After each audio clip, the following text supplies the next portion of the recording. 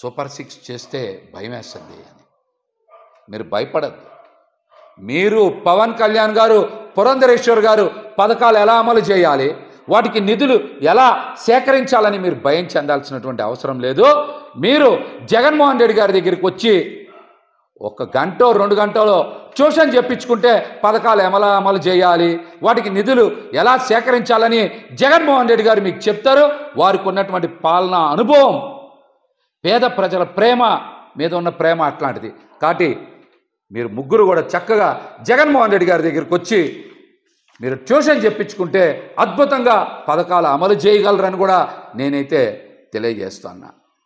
మాటికి మాట్లాడుతున్నారు. జగన్మోహన్ రెడ్డి గారు పారిపోతున్నారని. పారిపోతున్నది చంద్రబాబు నాయుడు గారు, పవన్ కళ్యాణ్ గారు.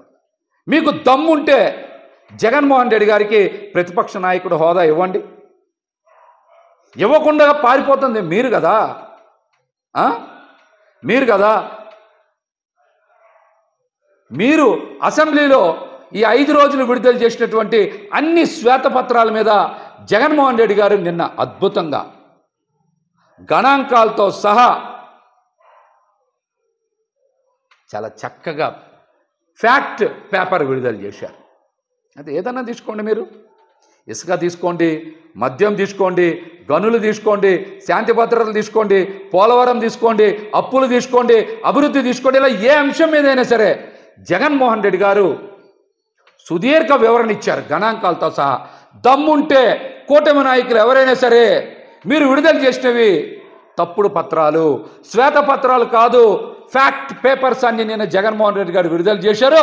దమ్ముంటే వాటి మీద ఎవరైనా సరే చర్చకు రావచ్చని కూడా తెలియజేస్తూ ఉన్నాం. కేంద్రంలో ఏమో ఎన్డీఏ కూటమి బడ్జెట్ ప్రవేశపెట్టింది, నిర్మలా సీతారామన్ గారు ప్రవేశపెట్టారు. మరి ఆంధ్రప్రదేశ్లో అసెంబ్లీలో మీరు ఎందుకు బడ్జెట్ ప్రవేశపెట్టలేకపోయారు? దీనికి సమాధానం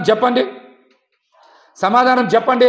జగన్మోహన్ రెడ్డి గారికి ప్రతిపక్ష నేత హోదా ఇస్తే ఇవన్నీ కూడా మిమ్మల్ని ప్రశ్నిస్తారు, ప్రజల ముందు మిమ్మల్ని దోషిగా నిలబెడతారని కావాలనే మీరు ప్రతిపక్ష నేత హోదా ఇవ్వకుండా అబద్ధపు ప్రచారాలు, మోసపూరిత ప్రచారాలు చేస్తూ ఉన్నారు. ఇవన్నీ కూడా ప్రజలు గమనిస్తూ ఉన్నారని కూడా ఈ సందర్భంగా మేమైతే తెలియజేస్తూ ఉన్నాం.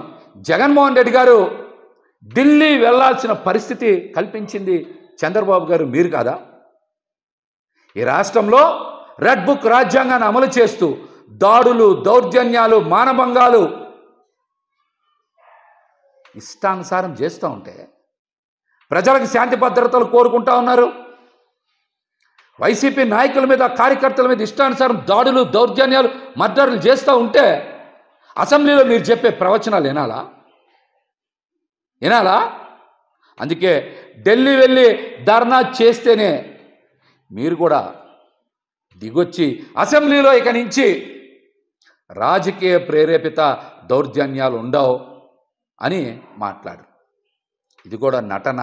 వాస్తవం అనేది నిన్నటికే అర్థమైంది. నిన్న కూడా ఎక్కడ దాడులు, దౌర్జన్యాలు ఆగల. ఇవన్నీ ఆగాలి, ఖచ్చితంగా ఆగాలని జగన్మోహన్ రెడ్డి గారు డిమాండ్ చేశారు. మీరు ఆ తీరుగా పాలన చెయ్యాలి, లేకపోతే ప్రజా తిరుగుబాటు మీ మీద తప్పదని కూడా ఈ సందర్భంగా తెలియజేస్తున్నాం.